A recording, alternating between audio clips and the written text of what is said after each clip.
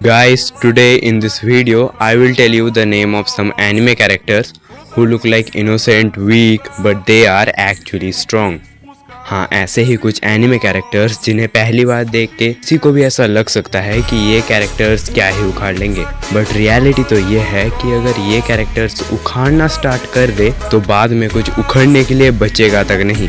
और लिस्ट को स्टार्ट करने से पहले मैं तुम लोग को ये बात क्लियर कर दूं कि ये पूरा वीडियो मेरे ओपिनियन में बेस्ड है, तो अपना ओपिनियन तुम कमेंट करना, जिसे मैं नेक्स्ट पार्ट में रखने की कोशिश करूंगा। अब इनमें से जो सबसे पहले आता है वो है mob from mob psycho. Mob दिखने में तो खास ताकतवर नहीं लगता, पर जब उसकी इमोशंस की बात टूटता है तब वो एक प्रॉपर बीस्ट में ट्रांसफॉर्म होता है, जिसमें वो पावरफुल से पावरफुल कैरेक्टर्स को बहुत ही इजीली डिफीट कर सकता है। अब जो नेक्स्ट कैरेक्टर आता है वो है Nezuko chan from Demon Slayer. Nezuko chan दिखने में तो एक क्यूट सी शांत सी बच्ची लगती है, पर जब बात आती है उसकी भैया के ऊपर यानी तांजीरो के ऊपर, तब हमें देखने मिलता है उसकी रियल डीमनिक फॉर्म, जिसमें वो सबसे ज्यादा डेंजरस होती है। अब इसके बाद जो कैरेक्टर आता है वो है Mash from marshal and magic. Mash सिर्फ दिखने में ही कमजोर नहीं, दिमाग से भी पैदल है, पर जब बात आती है पावर की तब मैस अपने एनिमे में सबसे ताकतवर कैरेक्टर्स में आता है।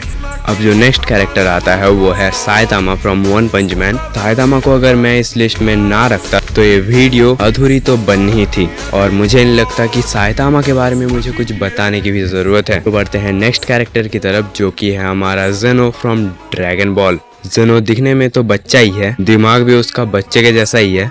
एक बच्चा जैसे खेलता है जेनो भी वैसे ही खेलता है, बस फर्क सिर्फ इतना है कि एक नॉर्मल बच्चा बस नॉर्मल टॉयज को लेकर खेलता है, और जेनो प्लैनेट्स, गैलेक्सीज, इवन यूनिवर्सेस को लेकर खेलता है, और साथ ही साथ खेल खेल में ही उन यूनिवर्स, गैलेक्सीज, उन सबको डिस्ट्रॉय कर देता है। अब जो लास्ट कैरेक्टर आता है, मेरे हिसाब से उसका नाम इस वीडियो को देखने वाले 90% लोग तो सुने ही होंगे, वो है Magikarp from Pokemon. Now according to maximum of Pokemon trainer and Pokemon fans, and also according to me, Magikarp is not just weak Pokemon. It is the weakest and most useless Pokemon in anime, but only until it's evolved. और वो क्यों, वो तो तुम मुझे comment में बताओगे।